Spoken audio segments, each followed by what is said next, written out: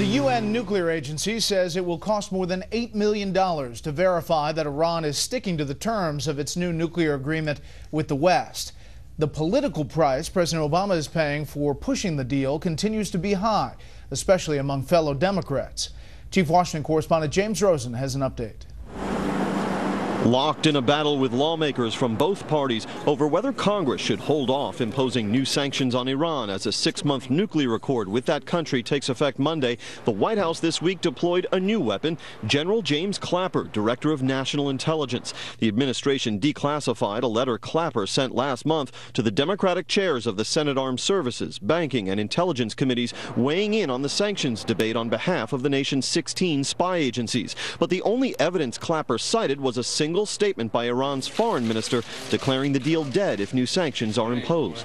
This is the finding of the intelligence community, that new sanctions would undermine the prospects for a successful, comprehensive nuclear agreement with Iran. Republican senators emerging late Thursday from a classified briefing by the State Department's number 3 official, Undersecretary Wendy Sherman, maintain that the session had only hardened their view that more sanctions, not fewer, are needed to bolster the West's nuclear diplomacy with Iran. Everybody's nervous about what they're negotiating towards, especially as you look at some of the fine print. Really, I'm more disturbed now than ever after the briefing.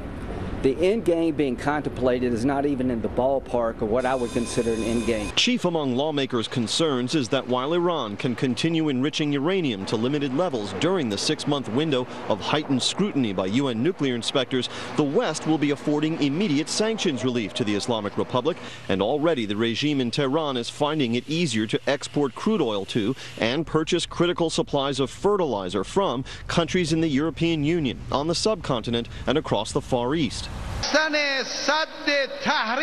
Striking back at hardliners in his own country who have opposed his détente with Western powers, Iranian President Hassan Rouhani on Friday accused them of exalting their own interests above normal ties with the world.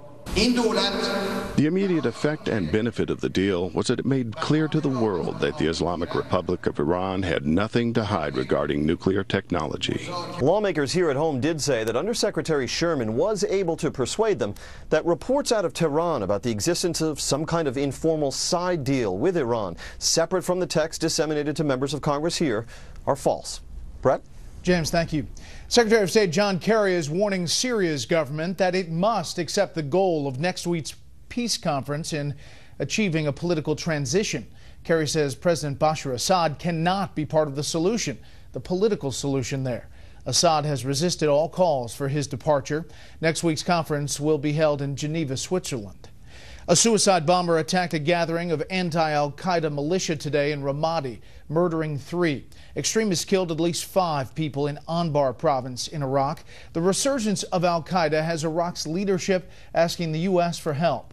National security correspondent Jennifer Griffin is here to tell us what kind of help. Good evening, Jennifer. Good evening, Brett. Iraq's Prime Minister Nouri al-Maliki delivered a new and urgent request for weapons to help in the fight against al-Qaeda militants who remain in control of Fallujah. The Defense Department announced today it is fulfilling a request for small arms, sending thousands of M16 rifles, M4 rifles, and ammunition. Maliki told U.S. officials he was out of bullets. The weapons should be there in a matter of weeks. Iraq has submitted a long list of billions of dollars of weapons to Congress, including Apache helicopter gunships. But there is concern that Maliki, a Shiite, won't simply use these weapons against al-Qaeda fighters, but could use them against his Sunni opponents. Maliki said in an interview this week that he is open to U.S. forces training Iraqi forces in neighboring Jordan, a plan that is currently under discussion. We will keep working with Congress to, as quickly as possible, get more things, for lack of a more technical term, more materials to the Iraqi government they can use in this fight. At a breakfast roundtable this morning, former Defense Secretary Robert Gates said the U.S. should provide the Iraqis weapons. I think if I were sitting in the Situation Room today, I would recommend that we offer the Maliki government a wide range of military assistance, both equipment and training. But I would be very explicit about conditioning it on his outreach to the Sunnis. One of the reasons the U.S. has so little leverage in Iraq was the failure of the Obama administration to sign a Status of Forces Agreement, or SOFA, which would have allowed U.S. counterterrorism forces to stay after the end of the war. Gates explains one reason they did not get an agreement with Maliki.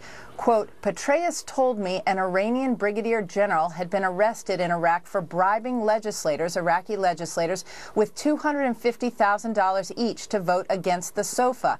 The administration is now trying to regain some of that leverage by selling Iraq weapons it needs to fight al-Qaeda. Brett? Jennifer Griffin live at the Pentagon. Jennifer, thank you. Well, what should the U.S. do about Iraq?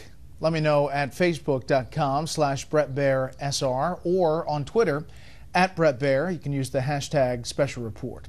Still ahead, what Republicans are doing to come up with an alternative or replacement for Obamacare. First, the media spotlight on Michelle Obama's 50th birthday.